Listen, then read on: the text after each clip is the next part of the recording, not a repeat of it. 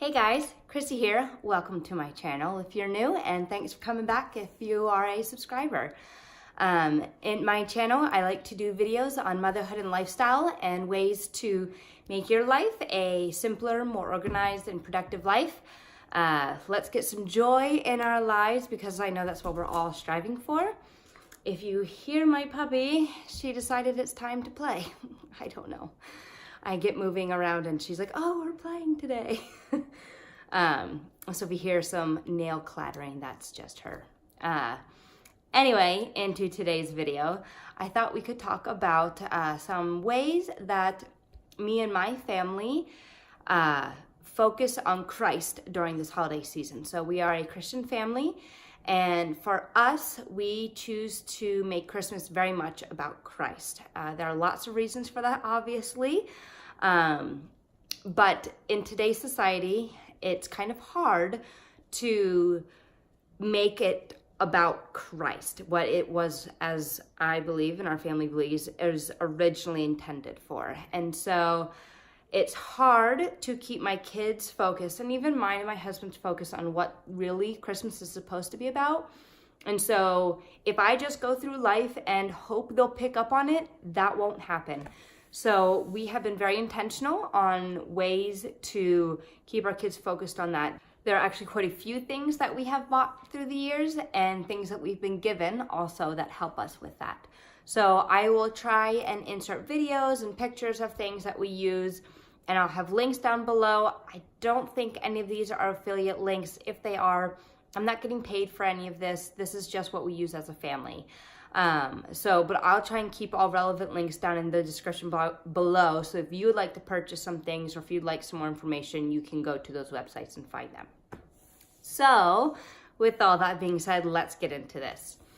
So the first thing we like to do is we like to change out our book bin. So upstairs in our living room, we have a book bin that I keep seasonal type of books in and special books that I want them to be reading. For Christmas season, we take out all books that are not related to Christmas. Now, I do believe we do have some Santa books, but we have a lot of why Christmas is meaningful. And so these are a few of my favorite books. This book we got, I think, at Barnes & Noble's last year, and it goes to the movie, obviously.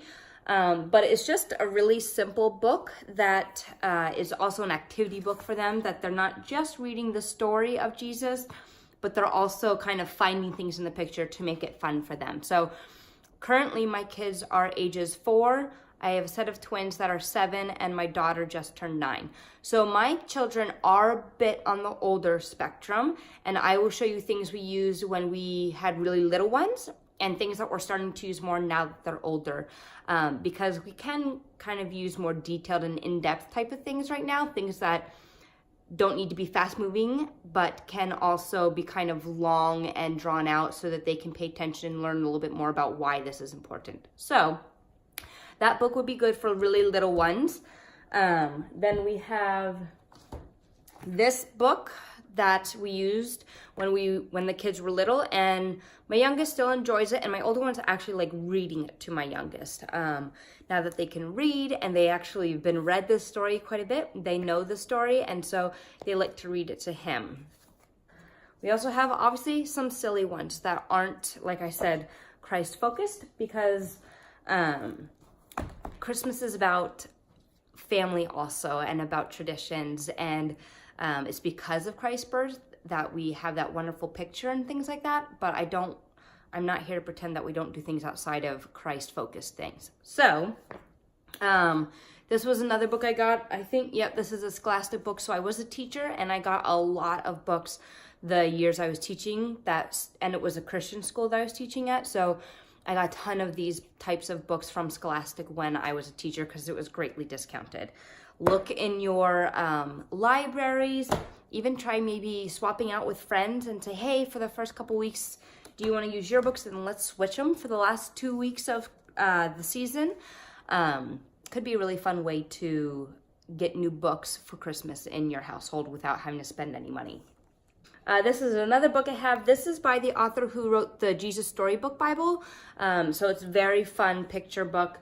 This has a little bit more words, but nothing that a little child could not handle.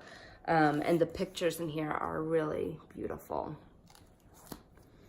Let's see. I will show you my favorite, because if I show them all to you, we'll be here forever. But this is my favorite Christmas book. This book right here is our favorite. So it talks a bit about Santa. It talks about why Santa isn't the only thing for Christmas. And it's just beautifully written. The storyline is super engaging. My kids love to listen to this story. It's talked through the eyes of a mother and her daughter, I think, her older daughter, and talks about the family and just all of that stuff. It's just a really beautiful story that doesn't, if you are someone who celebrates Santa or practices Santa, it doesn't negate Santa in this book, but it does talk about why he's not the end-all be-all for Christmas. So really good book. I like it a lot. So then the next thing we like to do at our house is we have lots of movies, and I will just show you here some of the movies that we like. But these movies help keep our kids focused on Christ also. And our personal favorite to have them watch that's educational, but also really fun, is the Buck Denver one. Why Do We Call It Christmas, or whatever it's called here. It's a really good one. It's fun. It's with puppets. It explains the traditions of Christmas and why we do things in America. It explains where Santa came from, all of that. It does explain all of it. And it never also says in that video that Santa isn't real. So if you are a family who does Santa and Christ, it does not negate Santa. It just tells you where Santa came from and where this idea came from. So then beyond that, we have lots of books that, or devotions that we pick through each year, what we think our kids can handle and what work for our schedule. Because let's be honest, Christmas season is hecka busy. And while I would love to say we do devotions every night, we don't. And so we try to pick Advent-themed things that work for our Christmas season that year. So a couple of things I've been given. I have not purchased these devotionals at all, are these two books. We were given these from our previous church and from other people who love us, and these are really good also. This one has has songs that you can sing that focus you on it every night. Has pictures in it, so I'll just show you kind of what it looks like here. Very well written out. And when you have these things, I also want to encourage you to make it work for your family. So it takes some effort to read over and kind of say, okay, this is over my kids' heads. They're not going to pay attention to this. Let's not do that. Or they have, if they have lots of Bible verses, you can choose to only read some of them, or choose a translation that works for you. Or if you have a children's Bible that works better for you guys, then maybe find the story in the children's Bible and read it from that instead. The object of this is not to make Christmas boring, but exciting. And so if all you're doing is reading and preaching to them, kids aren't going to be excited for a Christian Christmas. They're going to want Santa. So be really thoughtful and creative in what you do, and lean into where your family is in that season. If it's a sick season, because let's be real, we're families and we have kids that are sick all the time. Be sensitive to that, like meet them where they are, just like Jesus meets us where we are in the Christmas season when we're grumpy, tired humans also. This one is, so you can see it, and then who it's by. This one is a really fun one also. Not so many pictures in it, but history type of stuff in it also. So more expanding on the Christmas story, not just the New Testament, but also back to the Old Testament and what happened in the Old Testament that shows us why Christ's birth is so important, and how it's just kind of all wrapped in together, but in a language kids can understand. Okay, so then the next thing we like to do, which also kind of goes with Advent, is we do this little guy. Where is the book? Oh, here he is.